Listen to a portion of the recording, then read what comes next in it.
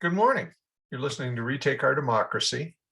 It's a weekly 30-minute show that airs on KSFR at 8:30 every Saturday morning. And KSFR is our local public radio station, and we're really proud to be a part of their endeavors. I did want to mention before I get started with this that this is Pledge Week for KSFR. In fact, it's Pledge Month. And so if you're able to make any kind of a contribution to KSFR, just go to ksfr.org, click on the donate button, and give as generously as you can. And try and view it as your ticket to admission for a range of great programming. Today, I'm going to be doing another solo show. It's going to be part 2 of a 3-part, I hope it's not 4-part, series focusing on the book Less is More by Jason Hickel. I did part 1 last week. And then 2 weeks ago, I interviewed Yvonne Taylor. Yvonne is a co-founder and vice president of Gas-Free Seneca, Seneca Lake Guardian, and a Waterkeeper affiliate.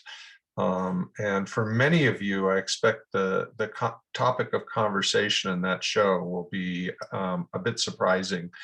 We focused on Bitcoin and its impact on the environment.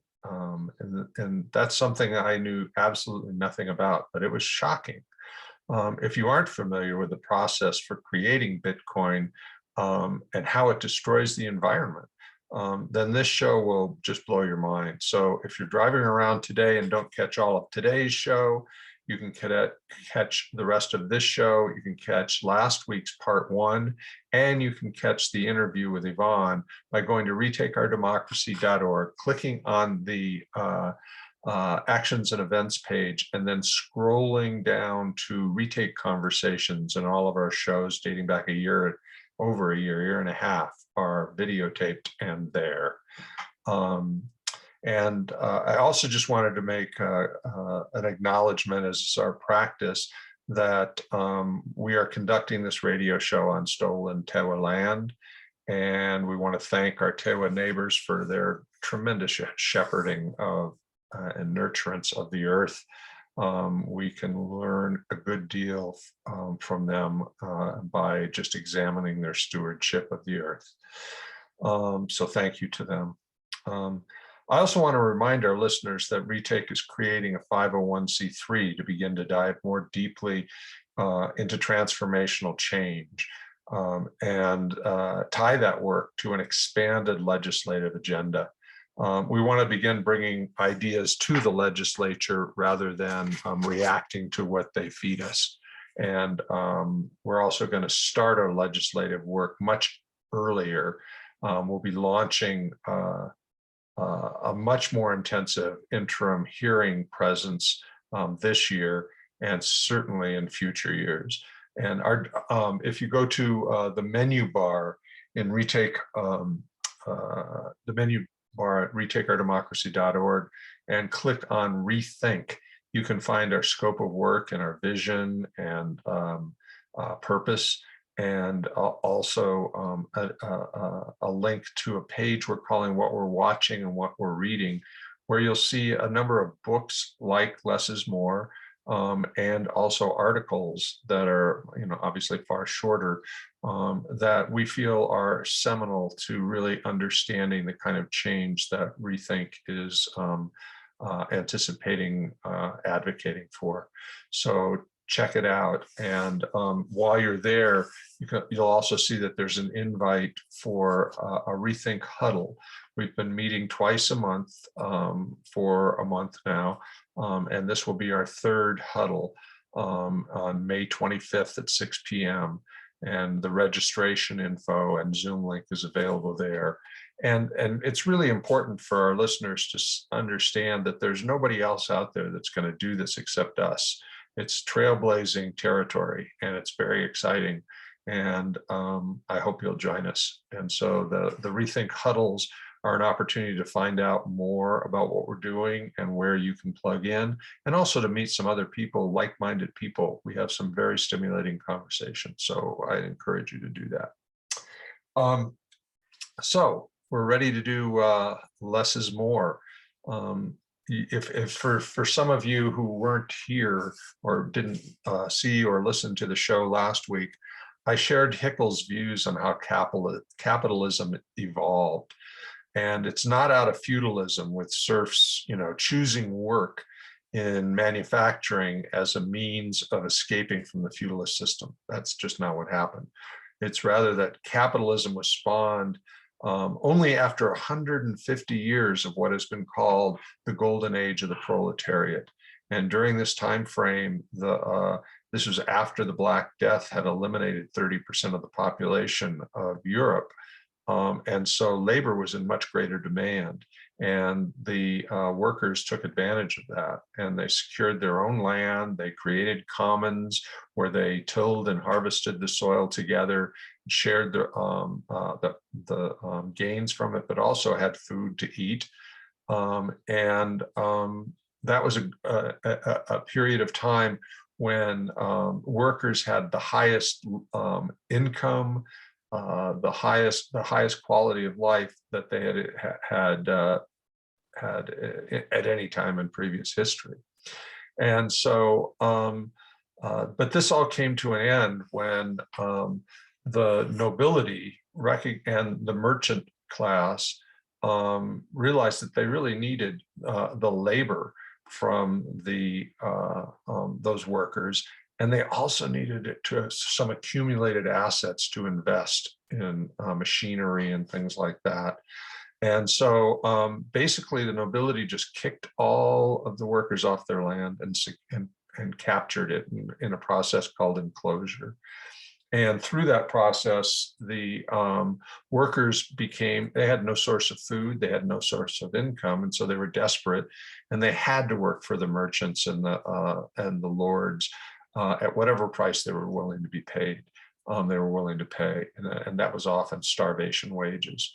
And so that's really where capitalism got its boom, because the land that was secured, stolen, was the capital that was needed. And then by throwing the workers into desperation, they had cheap labor, and that's what they needed. This was paralleled by what happened in the Western Hemisphere, only there the work was done by slaves. And so the other piece to that was that at about that time, the church and a number of philosophers, really important philosophers like Descartes and Francis Bacon, started to promote an ideology or a theology that says it was like man had been the philosophy that people had embraced for centuries was animism, where they had a kinship and a relationship, a reciprocal relationship with the earth and with each other.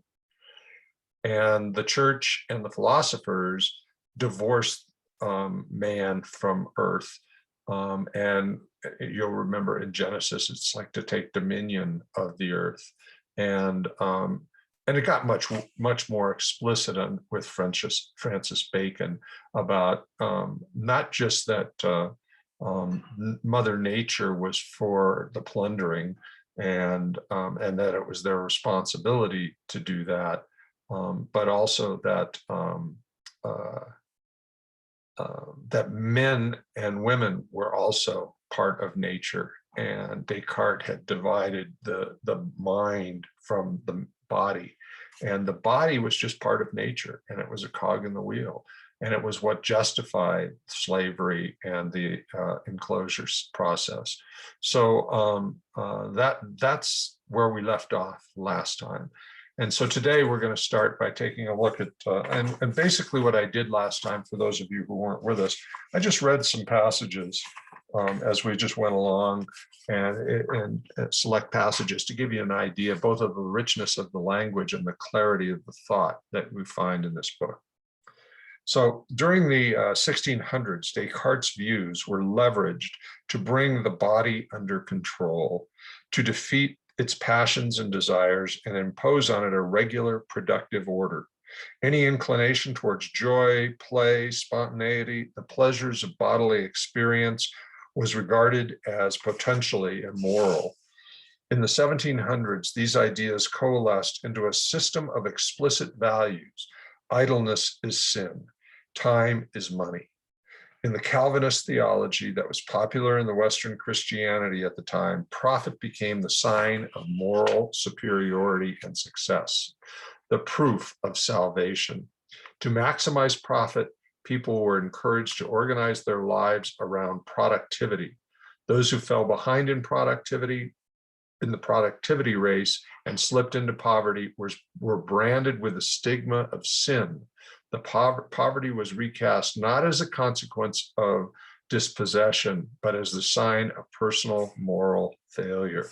And so that's the kind of philosophical underpinnings that I was referencing before that were used to just justify increasingly inhuman corporate behavior or capitalist behavior.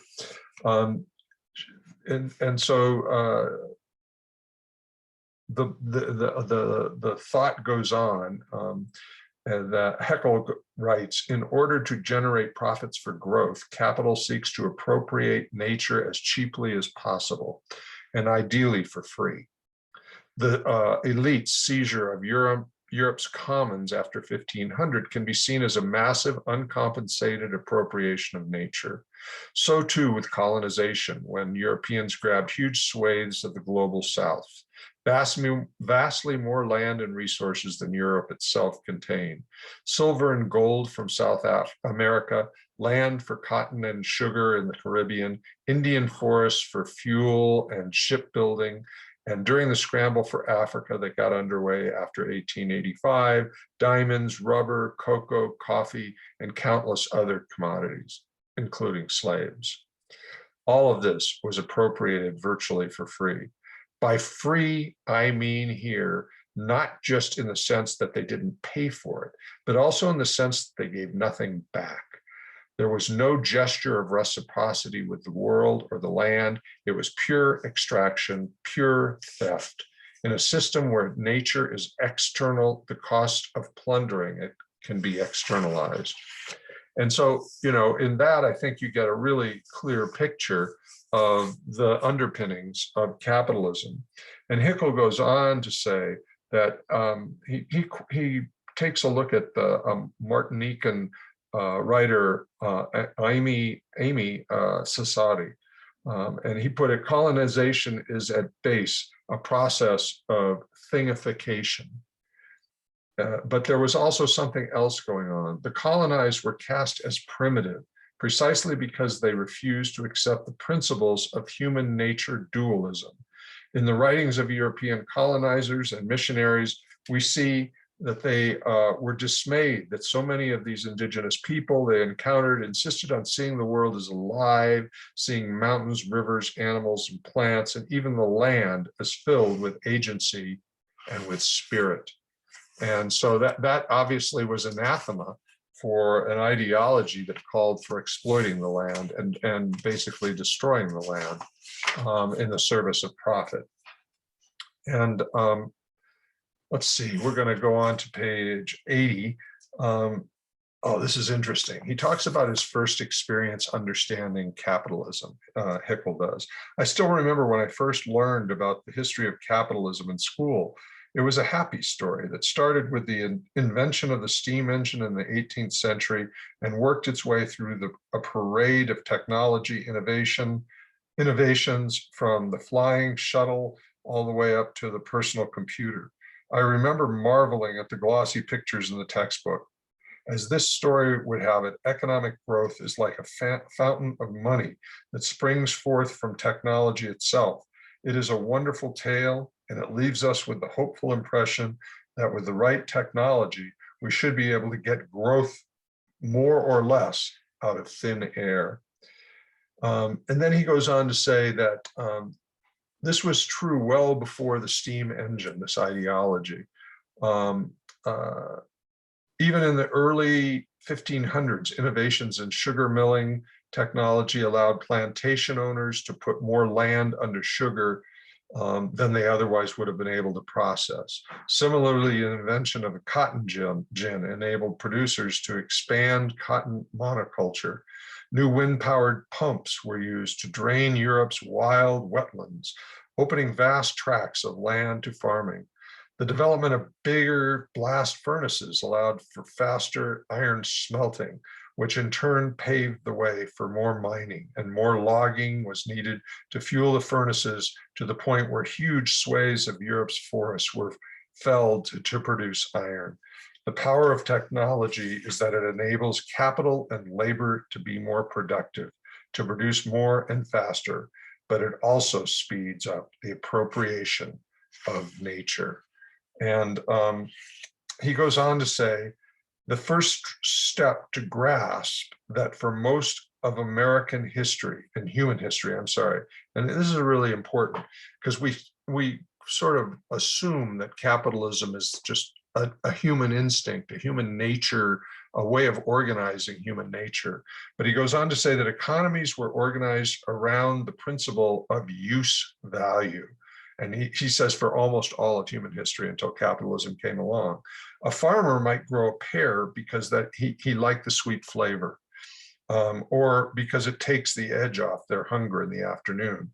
An artisan might build a chair because it's useful for sitting on, to relax on the porch, or to enjoy a meal around the table.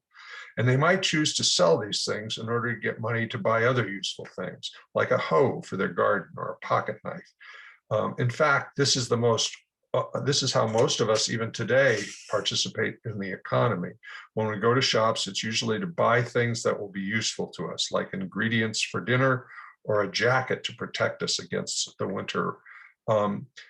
We can summarize this kind of economy, and this is very interesting. He uses a formula, and it's like C stands for commodity. So a commodity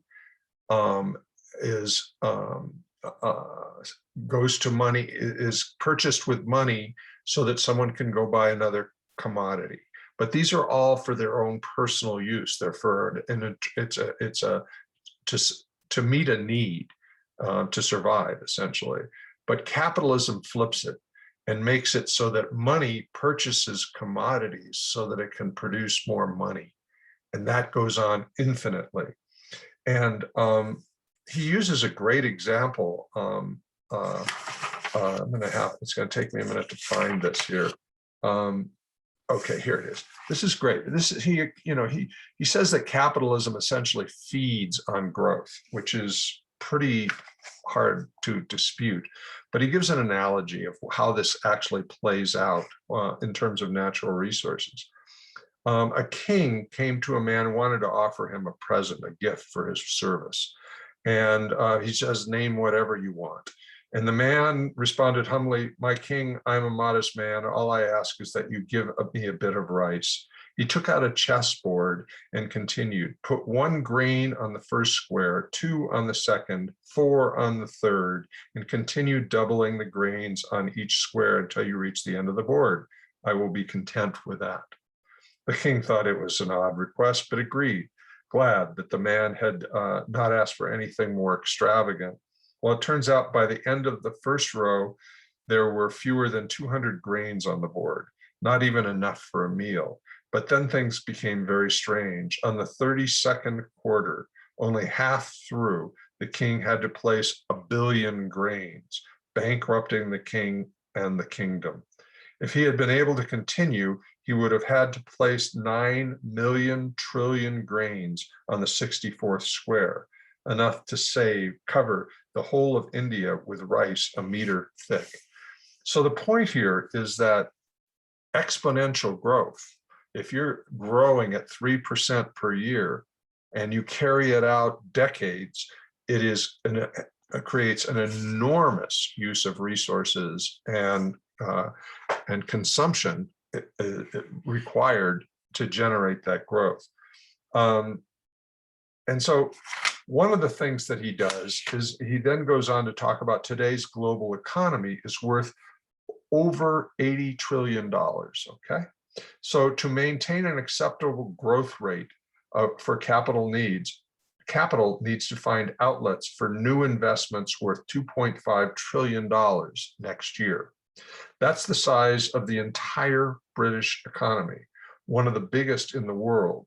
Somehow we have to add the equivalent of another British economy next week on top of what we are already doing, and then add even more the following year, and so forth and so forth.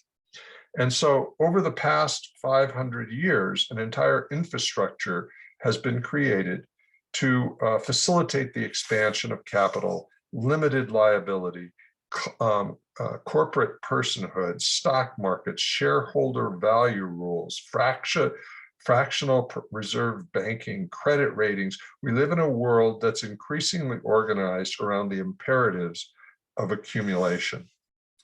And so the way we measure that accumulation is in GDP, gross domestic product.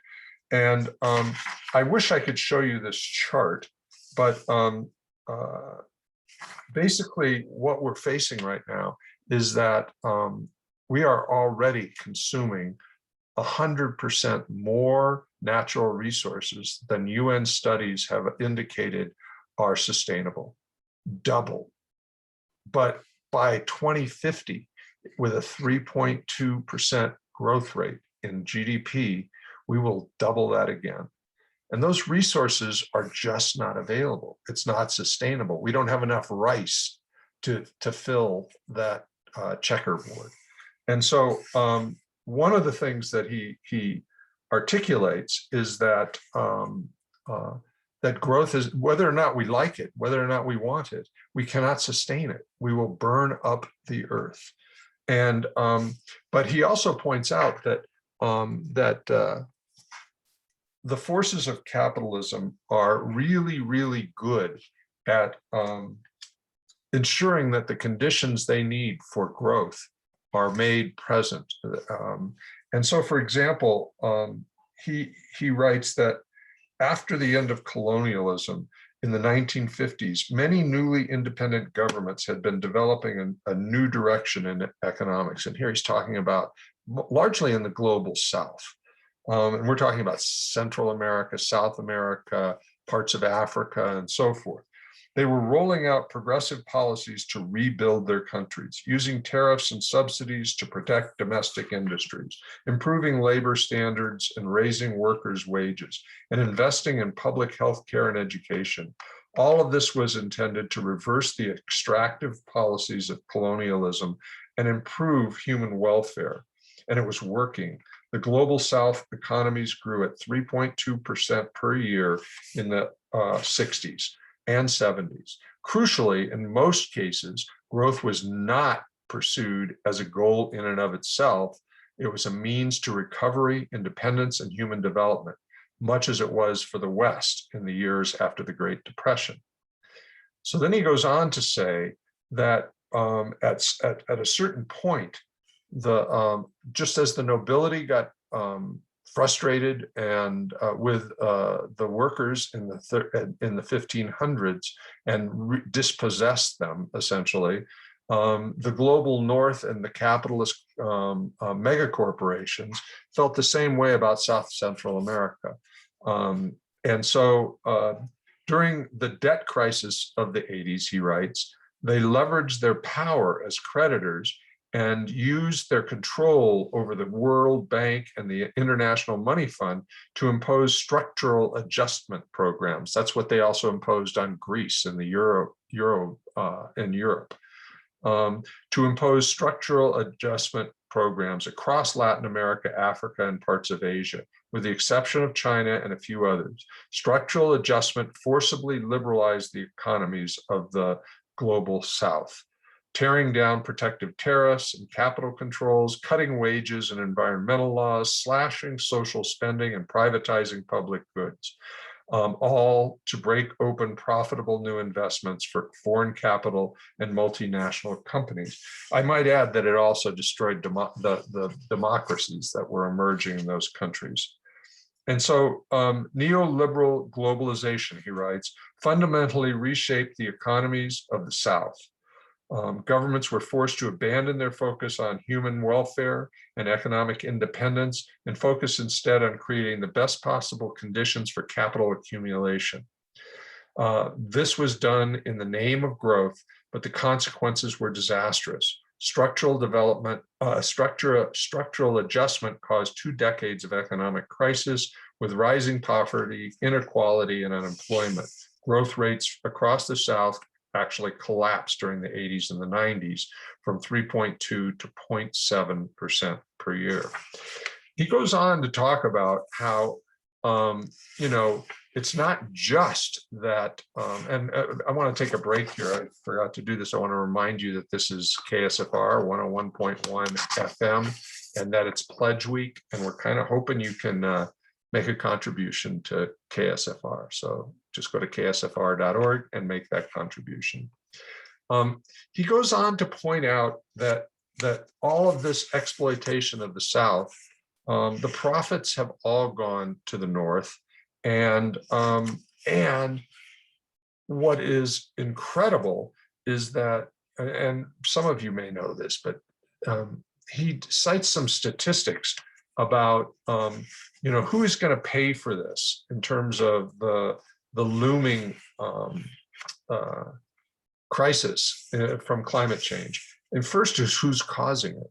And he has some striking charts that show that the vast majority of over half of the carbon emissions that we are experiencing in the world are the direct result of the 10%, the upper 10% of income people.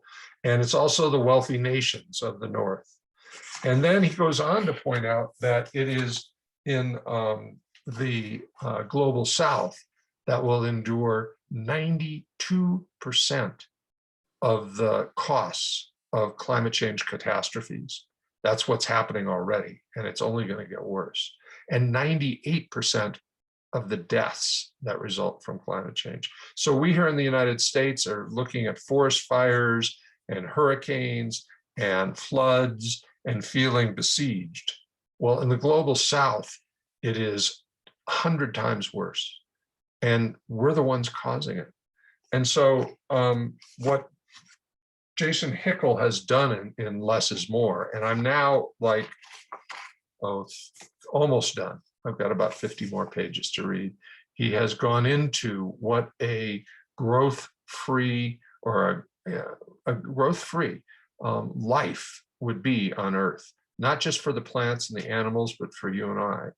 And so I would really encourage people out there to pick up Less is More and read it. We're going to have a book club on June 8th. And so if you can get that book within a week, you might be able to get through half or more. It's only 280 pages, so it's not that dense. And it's also a very readable book. And so I'd strongly encourage you to do that.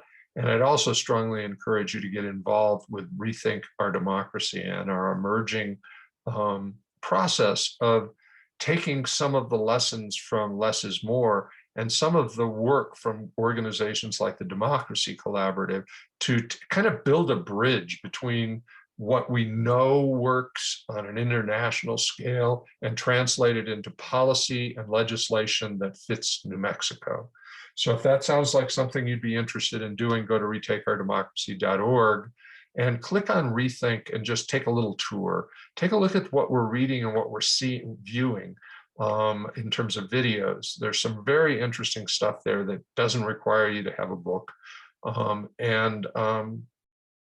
Join the party. We are going to try and invent a different path, invent a way forward that doesn't consume the Earth and doesn't exploit the global South, but at a New Mexico scale.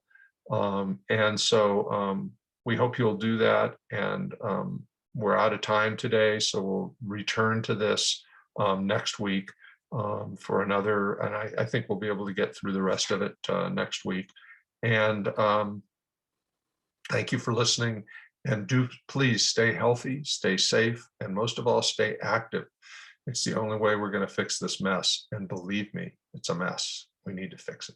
Thank you very much, and I'll be back next week. Bye-bye.